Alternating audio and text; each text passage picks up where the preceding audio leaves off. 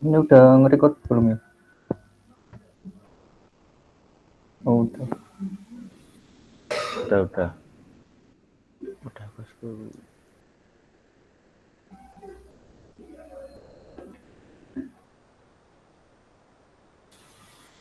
Mulai.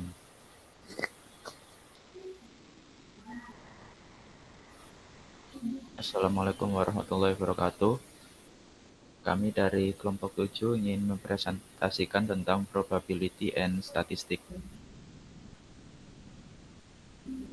Kami di sini dari anggota kelompok 7, yaitu yang pertama ada saya sendiri, Nur Muhammad, NIM I 04201009.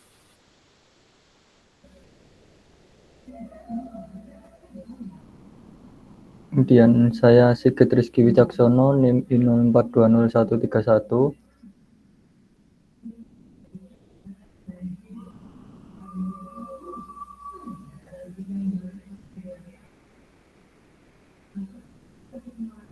Dan saya Arfi Singgi Prasojo, NIM I04150118.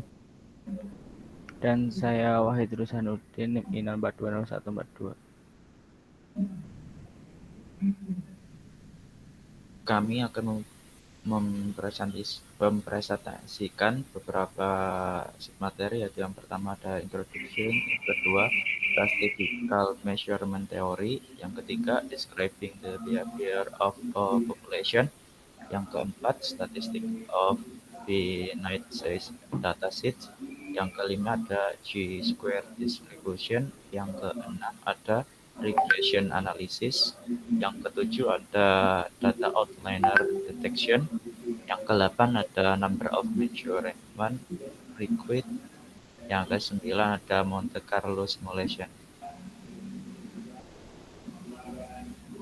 Untuk yang pertama akan dijelaskan oleh Mas Arfi. Baik, di sini saya akan mempresentasikan subbab yang pertama dari introduction.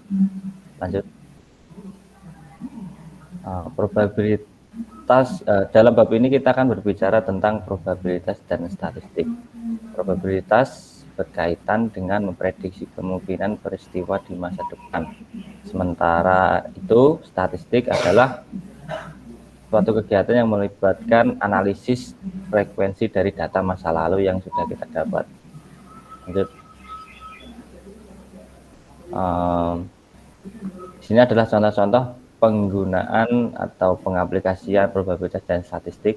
Probabilitas sendiri biasanya dipakai untuk menganalisis permainan peluang seperti permainan kartu dan sebagainya, dadu, lalu kinetika, prediksi cuaca dan sebagainya.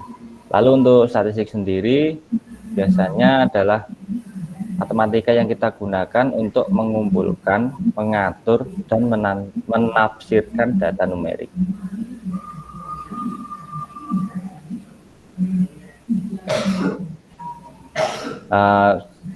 Di sini saya akan memberikan contoh penggunaan probabilitas dan statistik pada permainan blackjack. Jadi dalam permainan blackjack terdapat suatu teknik yang dinamakan card counting atau penghitungan kartu, di mana langkah pertama yang kita lakukan, kita harus mengelompokkan kartu dalam 3 kelompok, yaitu 2 sampai 6 itu 1 poin, 7, 8, 9 itu 0 poin, 10 sampai as itu 1 poin. Penghitungan poin dapat dilihat pada 3 contoh, 3 gambar di bawah yang ada di layar.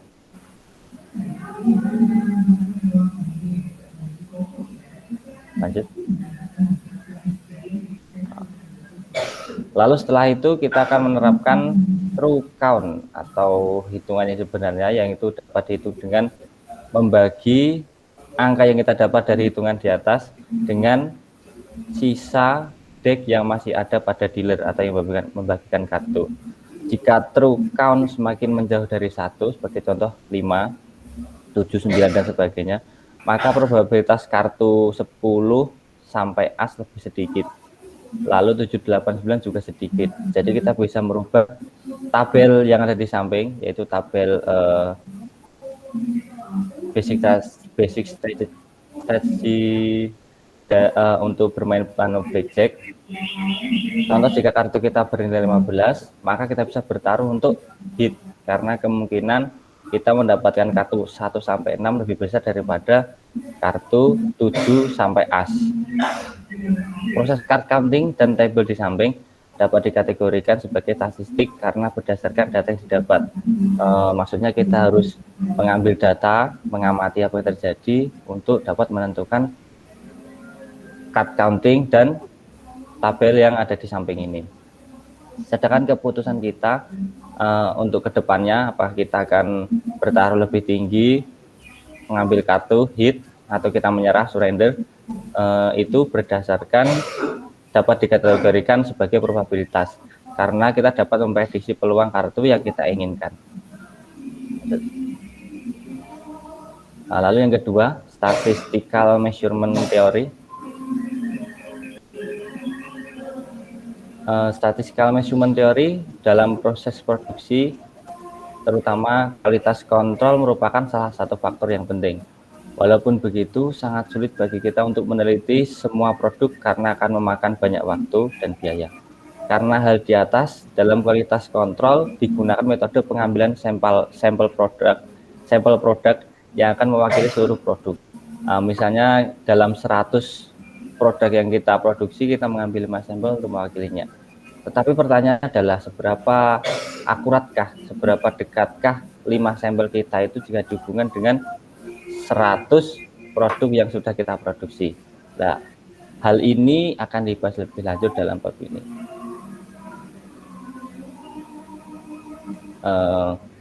Tapi sebelum itu, metode sampel measurement di atas dapat dicapai apabila proses yang terjadi itu dikatakan secara terus-menerus atau sama.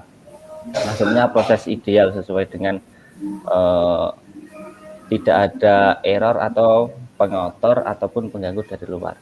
Tapi dalam kenyataannya ada banyak sekali faktor yang dapat menyebabkan error dalam satu proses.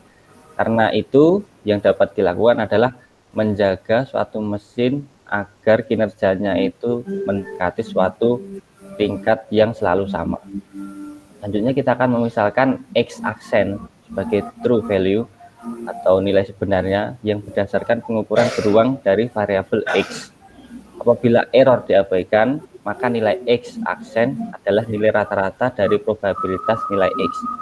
Dari analisis statistik dapat dimisalkan X aksen sebagai X aksen sama dengan X bar plus minus U X bar P%, di mana X bar merupakan kemungkinan tertinggi dari X aksen dari data dan plus minus UX sebagai interval yang belum tentu yang diestimasikan berdasarkan level probabilitas atau persen. Untuk bab selanjutnya akan membahas systematic error dan cara mencari interval yang belum tentu dengan menggabungkan error random error dan systematic error. Lalu untuk hasilnya sendiri ada beberapa bentuk kurva yang dapat dihasilkan dari penghitungan di atas. Contoh yang pertama adalah kurva normal atau berbentuk seperti gunung biasa yang simetris kiri dan kanan. Pada kurva ini disimbolkan dengan fungsi U sama dengan A per K. Pada kurva ini sebagian besar sifat fisik yang terus menerus atau teratur dalam waktu atau ruang dengan variasi karena kesalahan yang acak. Lalu untuk yang kedua adalah kurva log normal yang berbentuk seperti kurva normal tetapi tidak simetris, lebih condong ke bagian kiri atau bagian awal pengambilan data. Proyeksi kegagalan atau daya tahan pada kurva ini berdasarkan peristiwa yang hasilnya cenderung condong ke arah ujung distribusi. Lalu selanjutnya adalah uniform atau biasa disebut rectangle. Pada proses ini dilambangkan U sama dengan A per akar 3. Kurva uniform proses di mana kemungkinan hasil jatuh dari kisaran antara nilai minimum A dan nilai maksimum B terjadi dengan probabilitas yang sama. Jadi nilainya itu hampir selalu sama. Lalu selanjutnya adalah triangle, proses di mana kemungkinan X jatuh di antara yang diketahui batas bawah X, batas bawah A, dan batas bawah B dengan nilai puncak atau mode C. Gunakan ketika informasi kependudukan yang begitu jarang. Lalu disimpulkan dengan rumus U sama dengan A per akar 6. Nah, sekian dari saya. Selanjutnya silakan. Selanjutnya ada subbab ketiga, describing the behavior of a population.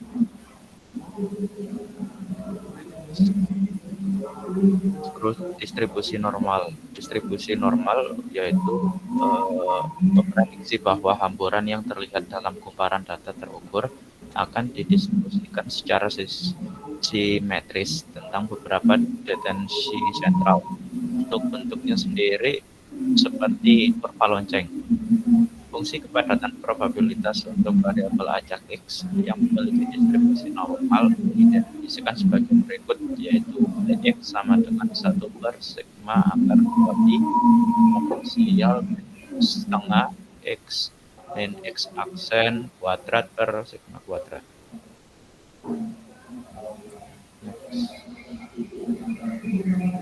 Untuk memprediksi probabilitas setiap pengukuran akan jatuh dalam beberapa interval X.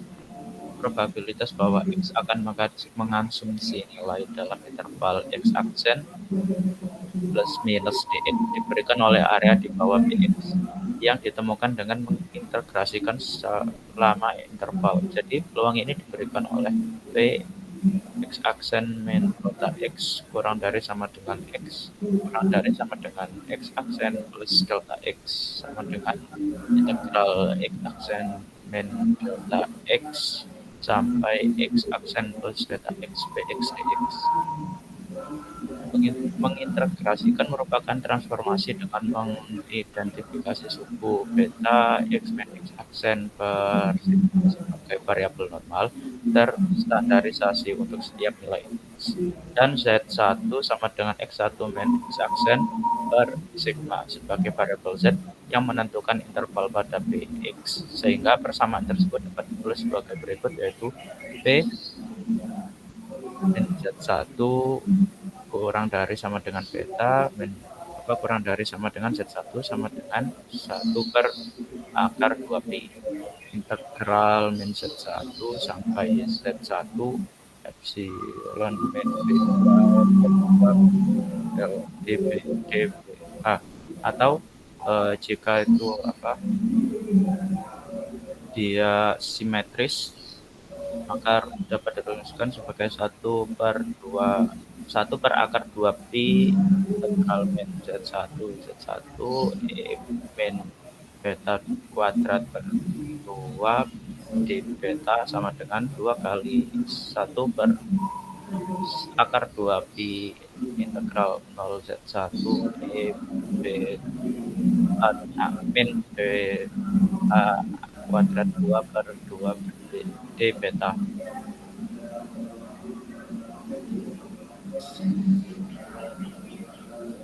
Berikut ini merupakan tabel Z, yaitu tabel yang digunakan sebagai pembanding untuk mengetahui apakah sebuah nilai berada di bawah area kurva normal atau tidak dengan menggunakan prinsip standarisasi.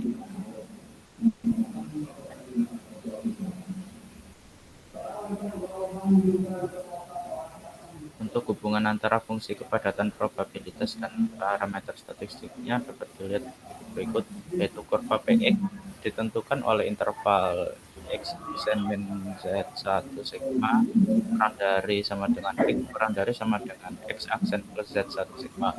Integrasi langsung Px antara batas X1 plus minus Z1 X sigma menghasilkan Z1 sama dengan 1, yaitu 68,26% luas di bawah Px terletak dalam kurang lebih 1 sigma dari X aksen.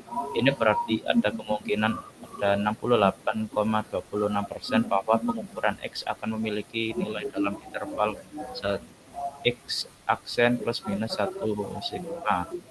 Jadi, jika interval yang didefinisikan oleh Z1 meningkat, kemungkinan terjadinya akan meningkat juga. Nah, yang keempat yaitu statistic of finite size datasets. Untuk statistik terbatas, yaitu kumpulan data berukuran terbatas memberikan perkiraan statistik yang dikenal sebagai nilai rata-rata sampel atau X-bar. Dapat dirumuskan sebagai berikut ini, yaitu X-bar sama dengan 1/n dan varian sampel kuadrat X dapat dilihat pada gambar di bawah ini, dan hasilnya deviasi standar sampel SX juga dapat dilihat di bawah ini.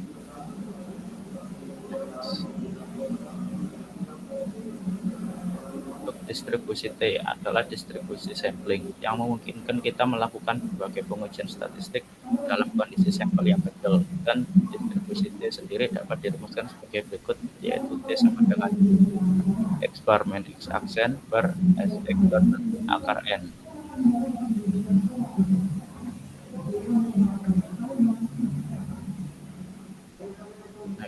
Dan berikut ini merupakan contoh dari tabel T. Dapat dilihat pada gambar berikut.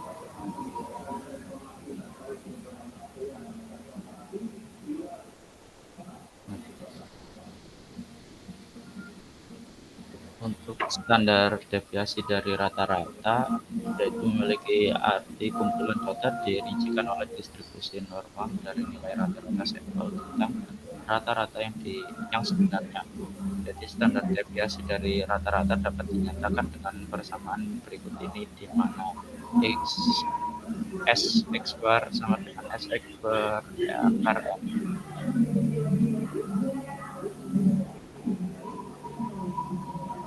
Untuk hubungan antara standar deviasi dari kumpulan data dan standar deviasi dari rata-rata, yaitu rentan di mana nilai yang mungkin dari nilai rata-rata sebenarnya mungkin terletak pada beberapa tingkat probabilitas P berdasarkan informasi dari kumpulan data. Sampel diberikan sebagai berikut ini, dan estimasi nilai rata-rata sebenarnya berdasarkan kumpulan data terhingga kemudian dapat dinyatakan sebagai berikut ini. Dapat dilihat pada slide presentasi.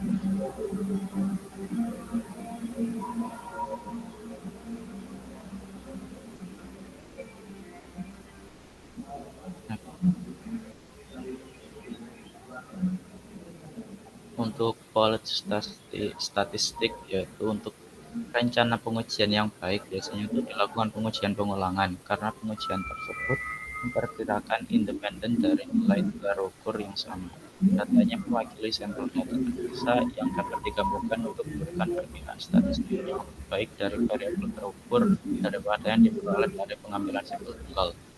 Dapat didefinisikan dengan mempertimbangkan M ulangan dari pengukuran variabel X masing-masing N pembacaan berulang sehingga menghasilkan kumpulan data X di mana I adalah I sama dengan 1, 2, dan seterusnya sampai N, dan J adalah 1, 2, dan seterusnya sampai dengan M. Jadi rata-rata itu telah digabungkan dari X didefinisikan oleh X bar sama dengan 1/Mn, sigma J sama dengan 1 sampai dengan M, sigma I sama dengan 1 sampai dengan N XJ.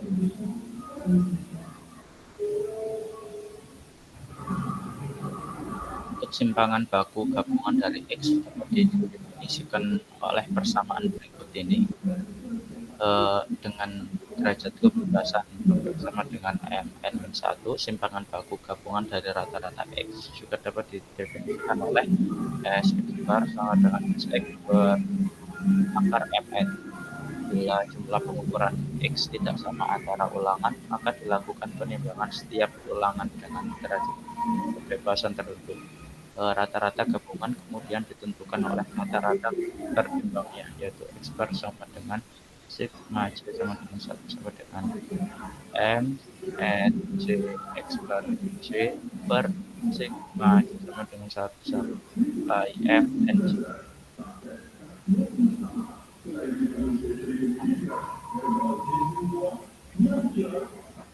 Di mana subskrip C mengacu pada kumpulan data tertentu. Simpangan baku gabungan diberikan oleh Sx sama dengan akar V1 S kuadrat X1 plus V2 S kuadrat X2 dan seterusnya per V1 plus V2 plus dan seterusnya.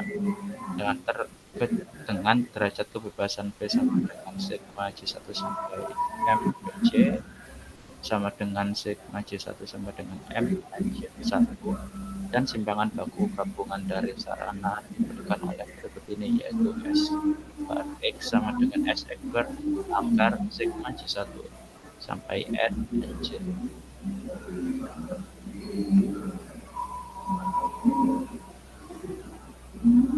Sebelum selanjutnya akan dijelaskan oleh kawan saya. Yang selanjutnya nomor 5 yaitu adalah Chi-squared distribusi atau distribusi Chi-squared.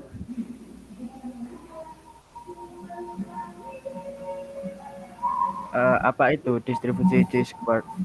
Jika dalam suatu percobaan atau eksperimen hanya memiliki dua hasil, seperti halnya pelemparan mata uang, kita mendapatkan sisi depan dan sisi belakang, maka distribusi normal dapat digunakan untuk menentukan apakah frekuensi kedua hasil tersebut cukup signifikan terhadap frekuensi yang diharapkan.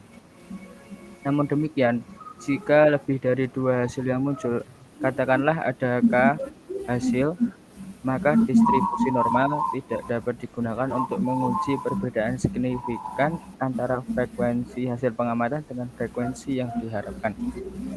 Untuk melakukan uji hipotesis dengan menggunakan hasil percobaan yang memiliki lebih dari dua hasil, kita menggunakan uji Chi-kuadrat atau Chi-square testing dilembangkan dengan X-kuadrat.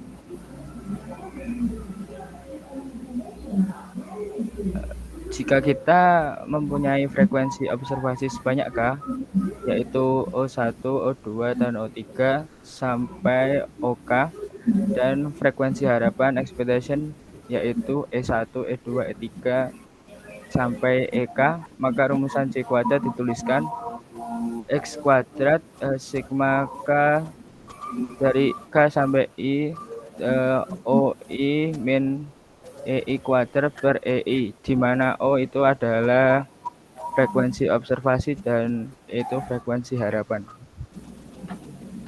Next. Nah, sekarang ini pada gambar di sini terdapat grafik distribusi Chi-square, di mana X kuadrat dari tabel diperoleh dengan menggunakan derajat kebebasan dengan dilambangkan V. Nilai derajat bebas biasanya adalah banyaknya data dikurang 1, atau V sama dengan N-1. Terus ada lagi unsur yaitu derajat signifikan atau alfa. Alfa itu biasanya sudah ditetapkan sesuai dengan kebutuhan penelitian.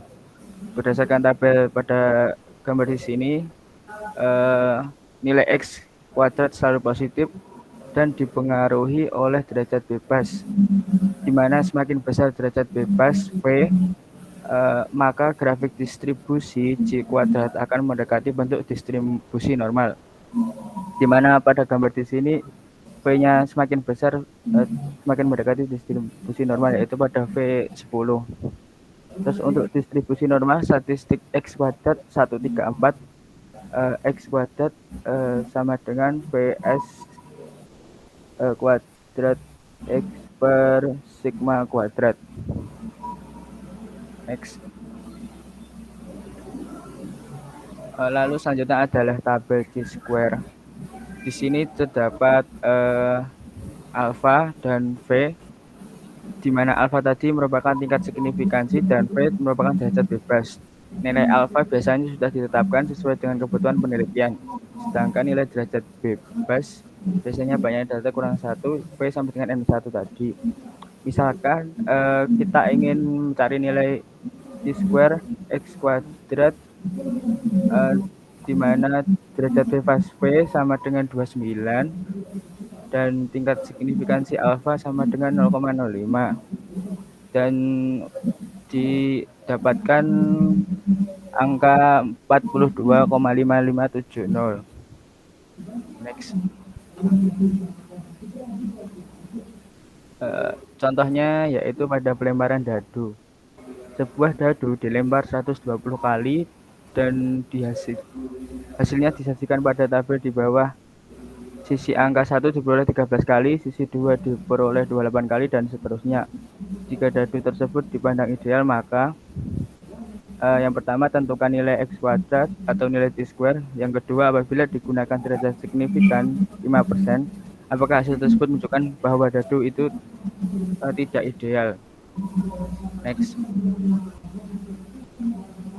Ya, di sini terdapat hasilnya, yaitu ada sisi yaitu di dadu kan ada 6 sisi, itu ditulis 1 sampai 6, terus hasil observasi itu tadi percobaannya, terus frekuensi harapan, dan jumlahnya telah 120, di mana HO observasi dadu tersebut tidak ideal dan HA dadu tersebut tidak ideal. Next.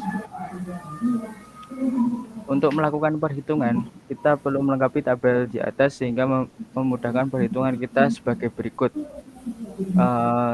Sisinya tadi kan ada 6, ditulis ke bawah 6, terus O itu tadi frekuensi observasi, E itu frekuensi harapan. Yang pertama itu mencari O min E, yaitu frekuensi observasi dikurangi frekuensi harapan, di mana yang sisi 1 itu 13 min 20, ketemunya min 7, terus 28 min 20 dapatnya 8, dan seterusnya sampai sisi yang ke-6. Terus yang selanjutnya mencari frekuensi observasi dikurangi frekuensi harapan, lalu dikuadratkan, di mana didapatkan pada sisi 1 49, sisi 2 64, sisi 3 16, dan seterusnya. Lalu yang terakhir ini mencari G square tadi, yaitu O min E per E, O min E kuadrat per E, di mana pada sisi 1 didapatkan 2,45, sisi 2 didapatkan 3,2, dan seterusnya didapatkan jumlah sebesar 18,70. Hasil nilai G kuadrat yaitu pada perjumlahan di kolom terakhir sebesar X kuadrat sama dengan 18,70. Dalam contoh tersebut, maka derajat bebas V yaitu 6-1. Karena angka 6 berasal dari 6 sisi dadu, kemudian dikurangi 1, dan derajat signifikan 5%. Dari tabel distribusi G kuadrat didapatkan nilai kritis X kuadrat yaitu 11,07. Itu diperoleh dari tabel G kuadrat. Lalu apa kesimpulannya? Kesimpulan yang dapat diambil yaitu nilai X kuadrat hasil hitungan lebih besar dari nilai kritis, di mana 1870 lebih besar dari 11,07. Hipotesis atau anggapan bahwa dadu tersebut ideal kita tolak karena ada beda cukup signifikan antara hasil observasi dengan harapan. Next. Yang selanjutnya adalah regression analysis.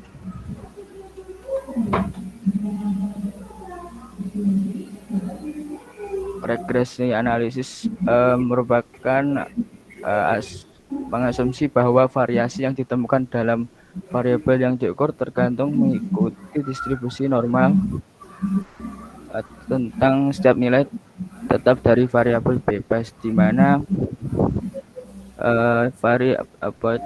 distribusi normal ini sepanjang X1, X2 sampai XM plus 1. X. Selanjutnya, least square regression analysis, di mana analisis regresi untuk variabel individu dari bentuk Y sama dengan Fx memberikan kecocokan polinomial untutan matematis dari bentuk data YC sama dengan AO plus A1X plus A2X kuadrat plus titik-titik sampai AM kali X pangkat M. M merupakan order terbesar sehingga polinomial yang dapat ditentukan hanya terbatas pada M kurang dari sama dengan N-1. Next. Lalu apa manfaat regression analysis? Yang pertama adalah membuat estimasi rata-rata dan nilai variabel tergantung dengan didasarkan pada nilai variabel bebas. Yang kedua, untuk menguji hipotesis karakteristik dependensi, lalu meramalkan nilai rata-rata variabel bebas yang didasari nilai variabel bebas di luar jangkauan sampel. Next. Yang selanjutnya akan dibacakan oleh Bapak Sigit.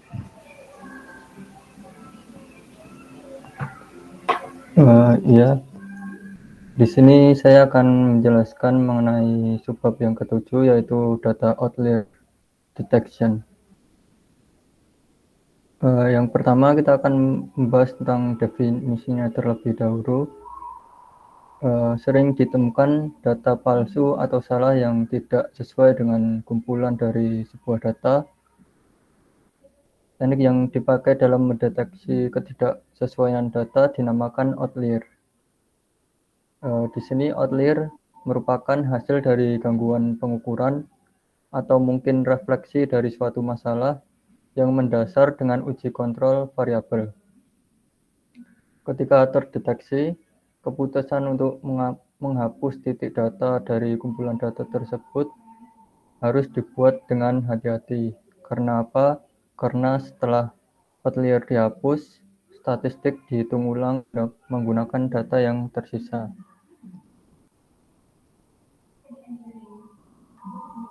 Kemudian pendekatan outlier.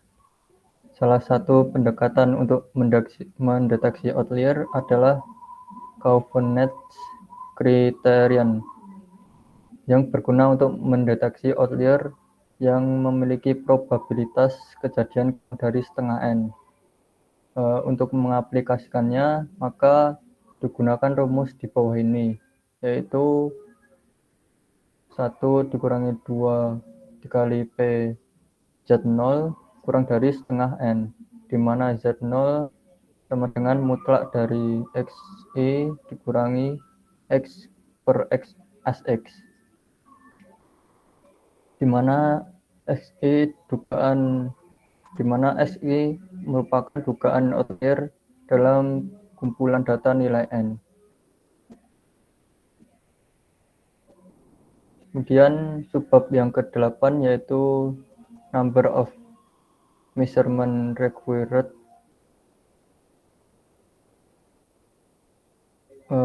Number measurement required mempunyai rumus yaitu NT sama dengan TN dikurangi 1,95 S1 per D kuadrat.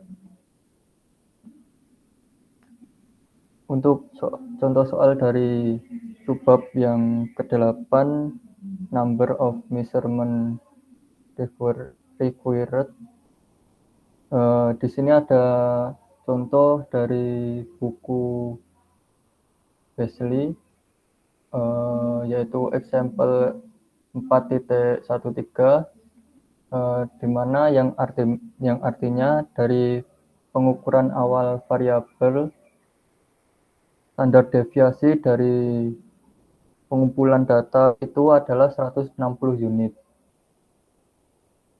di mana kita akan mengurangi interval kepercayaan dalam rata-rata 30 unit. Kemudian untuk pertanyaannya yaitu estimasikan total number of measurement required. Di situ diketahui bahwa S1 sama dengan 160 unit. Kemudian D-nya dengan rumus CI per 2, yaitu didapatkan 30. Kemudian N1-nya 21 dan I 20,95 yaitu 2,093. Kemudian diasumsikan bahwa alfa kuadrat sama dengan Sx kuadrat. Kemudian yang dicari yaitu NT atau number of measurement required. Untuk Solusinya yaitu seperti rumus yang di slide sebelumnya, yaitu langsung saja bisa dimasukkan pada rumus NT sama dengan dalam kurung TN dikurangi 1,9551 per D kuadrat sama dengan 2,093 dikali 160 per 30 kuadrat sama dengan 125 kali percobaan atau 95%.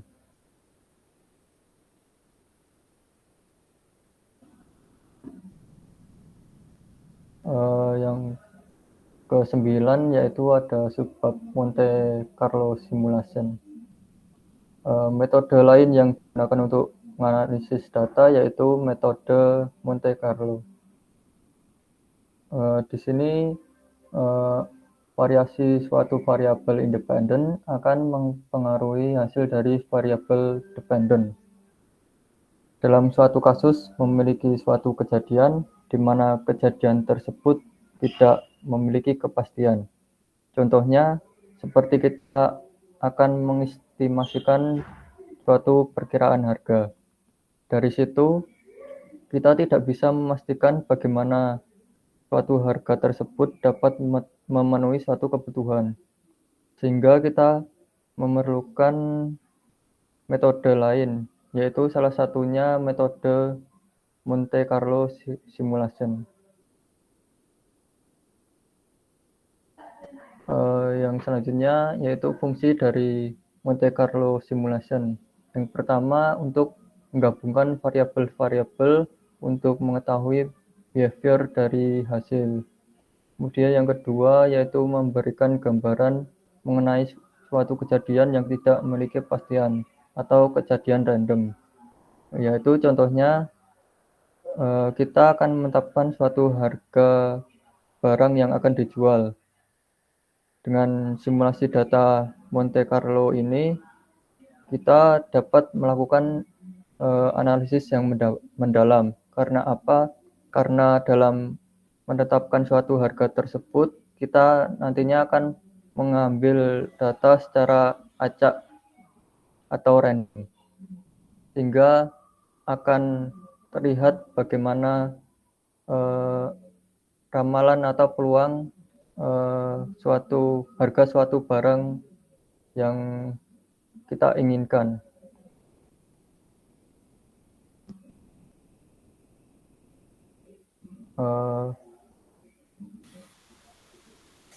Demikian presentasi dari kelompok kami. Kurang lebihnya kami mohon maaf. Wassalamualaikum warahmatullahi wabarakatuh.